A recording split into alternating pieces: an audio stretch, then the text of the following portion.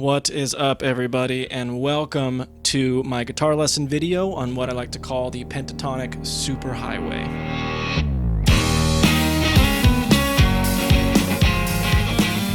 Before we jump into it, I would like to say that I've included timestamps to everything in the description below, so feel free to jump around if you'd like to whatever part of the video you want to check out.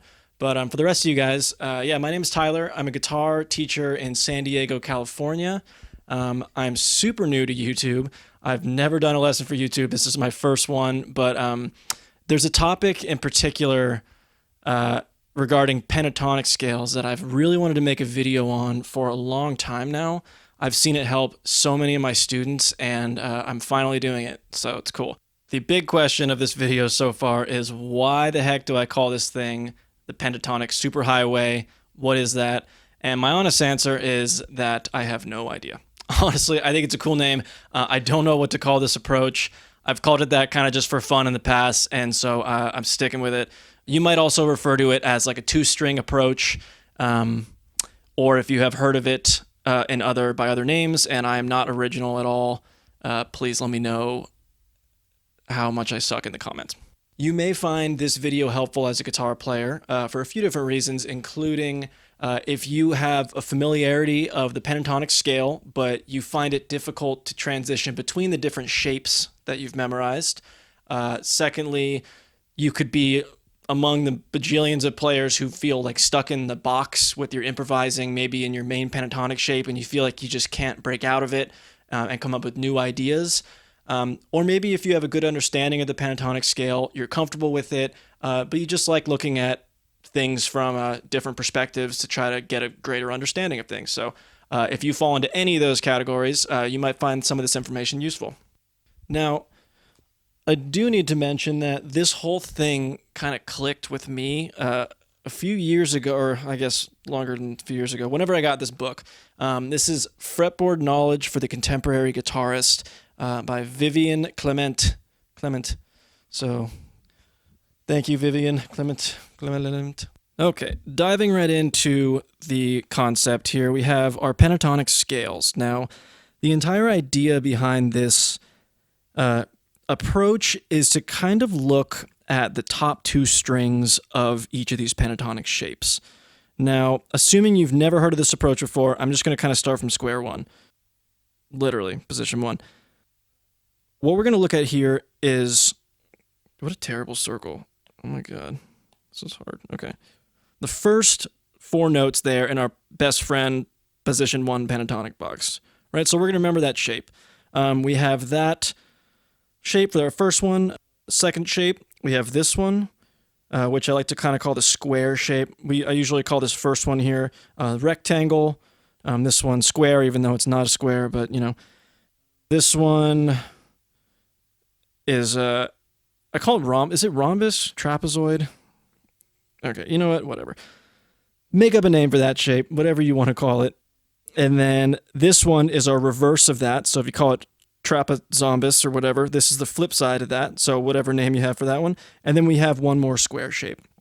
Now, this concept kind of revolves around memorizing the order of those shapes. So we really just have our, like I said, our rectangle, our square,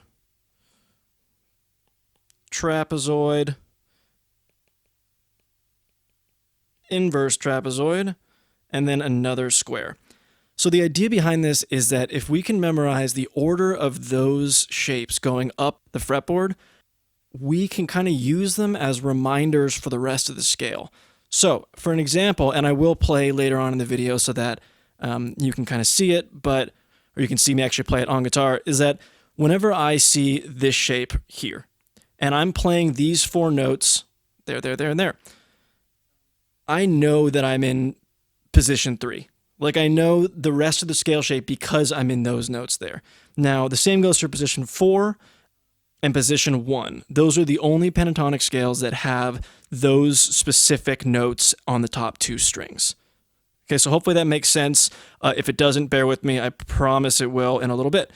Now, the only one that it is a little bit inconsistent is the two square shapes. But we're going to have a way to remember those later on. So again, now I'll go, I guess I can't do that. I'll go to the next one here. This is the entire fretboard of the guitar in the key of A minor. We know that because the 5th fret is our root right here, which is an A, and this is our minor pentatonic scale. So right now we're going to stay in A minor pentatonic. Yeah. Now, doing the same thing that we did before, we can look, I'm going to ignore this first shape over here for now, but we can look at this first box here, which was our rectangle. Yeah.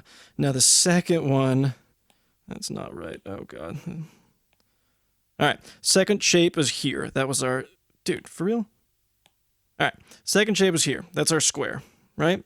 So they will overlap by one note. That's kind of the way that those pentatonic shapes work, is that they overlap by one set of notes on that one fret. So there's our first shape, our rectangle, our second shape, our square. Our third shape was our rhombozoid right there. Our fourth shape was our reverse rhombozoid, which is right there. And then our fifth shape, I'm out of colors here, but no, I'm not. Get creative. Let's do like, nice. All right, our fifth shape is another square. Okay, so we have first shape, rectangle, second square, third rhombozoid, reverse rhombozoid, another square, right? That is the idea here. Now, you might be thinking like, so what, yeah, that's just how it works out. The idea here is that order of those two strings, I should say that order on any two strings except for the third string and the second string, the G and the B, because they're a little special.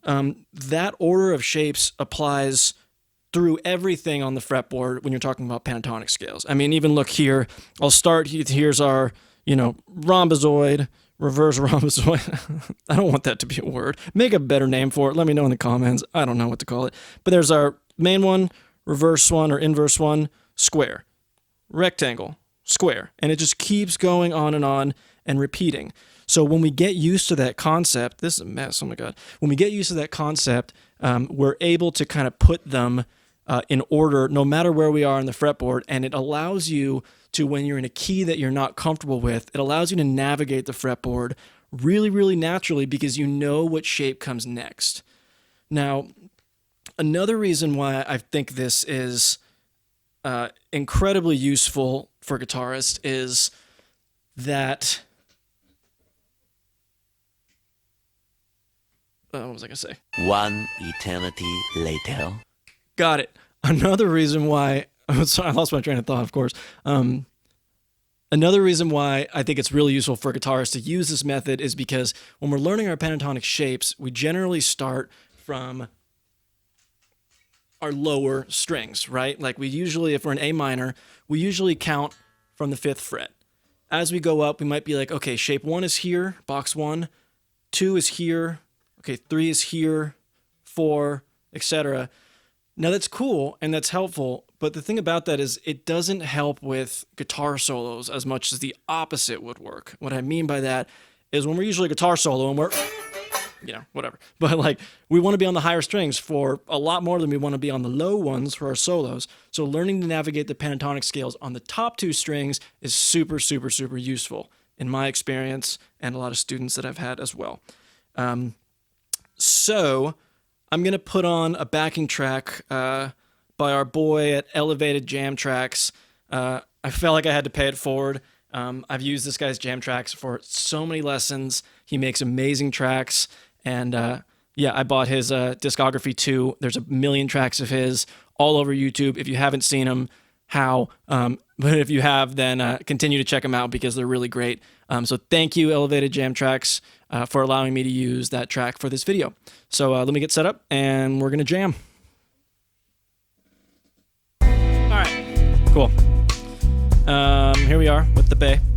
And this track is in the key of A minor. So if you recall, that's our minor pentatonic scale, our shape 1, box 1, whatever, on the 5th fret.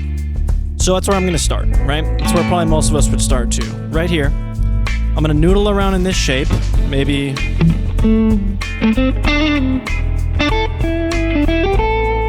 Right, we're here, we're home. I'm gonna go up a little bit more and do our next shape, which is our square. A lot of people know this next one as like BB's box for BB King, but here, so we were here. We're gonna transition to the next one, which is square. Okay. Now this, at least in my experience, is where a lot of people tend to kind of drop off a little bit because we got our trapezombissoid thing. So we're here on 10 at the end of our second shape, which is the box. We're gonna go up to our trapezoid thing. So that's on 10 on the second string, 13 on the second string, 10 on the high string, and then 12 on the high string. Okay? So that's kind of where we are now. Now I know that when I play this shape, I know that I am with my third shape pentatonic here. I know that I can fill in, you know, the whole rest of the shape. Cool? And I'll play more of that a little bit later on. But after our trapezombis 1, we have our inverted one, right?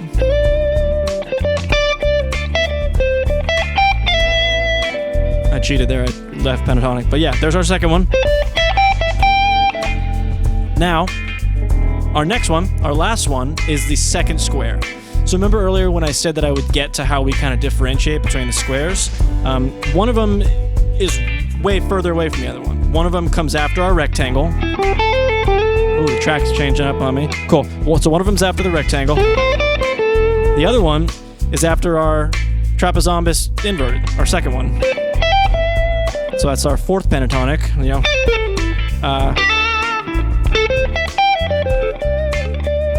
Anyway, so then we have our square. And that's where our whole cycle ends and repeats. So now I'm at, which is the same as the shape before the one we started at. So I'm here. And if I want to go up more,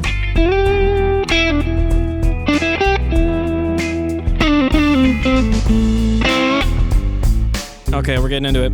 So I'm just going to jam a little bit, and I'm going to try to accentuate those top two strings and kind of move along. This, going full circle now, that's why I tend to call it the Superhighway. It's just, it seems to be this little 2-track way to just blast through all our boxes. It's like, this track is so loud, oh my god. Alright. It's like, you got 2 lanes, 2 strings. Oh, there we go. That's the connection. And you can just blast through all your different pentatonic boxes, right? And when you get used to the order of those really, really simple shapes, everything puts itself together so easily. And that's just those 2 strings. Remember, this applies to all the strings when you're ready for that as well. So cool. I'm just going to start at our rectangle. I'm going to try not to cheat, and I'm going to try to stay in pentatonic. I already cheated. Okay, square.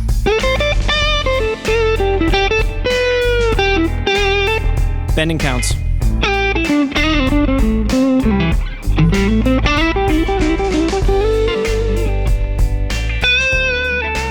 It's hard to stay in pentatonic. Rhombozoid 1.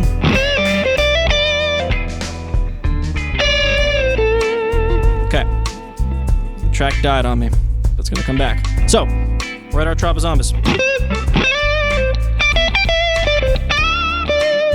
And I'm just working my way up. Now I've made it through the second one. And I'm all the way up to the square. Which means, if I want to keep going, I can go to the rectangle.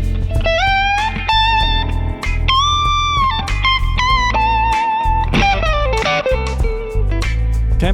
Now, again, I've said this a few times now, but each of those shapes, this is kind of where the whole thing becomes really connected and important, is that when I play all of those shapes, I know where the rest of the pentatonic is. You can do this with just those 2 strings if you want to. You can work your way up, you can work your way back down, maybe utilize the open string if the key allows it. But you need to start connecting those little box shapes with the rest of your scales. That helps you start moving into those scales that you probably don't do as much. For example, if I'm working my way up here, say I start here, and I work my way up to trapezombus 1. Okay, now I know the rest of the shape.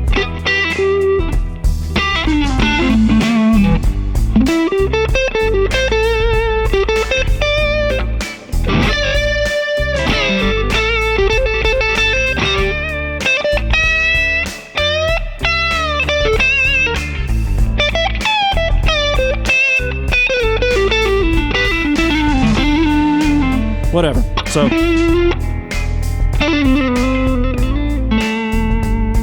alright, so that's the idea. Let me pause this. Okay, so if you've gotten all the way through to this point and this concept is not making sense to you, then it's my fault. Please let me know in the comments, shoot me a message. I'm happy to make any video or send you anything that's going to help clear this up, because I promise you within just a few minutes or however long this probably too long video is, you will be able to make this make sense. The only thing you need to know is you need to know your pentatonic shape, your main best friend box. Let me record. Oh, I am recording. Okay, cool. So our main best friend box, and then the other shapes are going to be very helpful as well. Otherwise, you're just going to be tracking this highway without anywhere else to kind of pull over on the side. Dude, the analogy's killing it. So we have, again, rectangle, square, trapezombus 1, inverse trapezombus, fits right in there, square. Okay? Using that in any key, you can travel up the fretboard. Now, start to make the connections with the other shapes. When I am in trapezombus 2, I know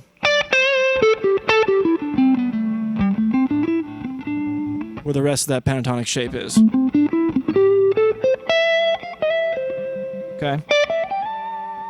When I'm in this square right here, I could make the mistake and think I'm in that BB's box like I did before, but I know since I was just in this trapezombus here, and for other reasons as well, that I am in the shape before the next rectangle. I'm not in the square afterward. The two squares are the only things that can kind of throw you off, because you can end up in a square and be like, wait, which one is it? There's two of them. So you kind of just have to get used to that. That is pretty much it. Hopefully I didn't miss anything. So again, thank you so much. Thank you so much for watching this video. I do lessons, every day. With a ton of awesome students, and I've never sat in front of a camera and done it for this long. So this video is probably way longer than I've intended it to be, and I'm gonna, have to edit through that, which is okay. But if there's anything else that you'd like to see from me, if you think that my kind of methodology of teaching this kind of thing has helped you, please let me know. I'd really appreciate a like on the video. Please subscribe for future lessons. I have a few other ones in mind. Let me know what lessons would help you the most. Play your guitar. Thank you. Let's get to it now.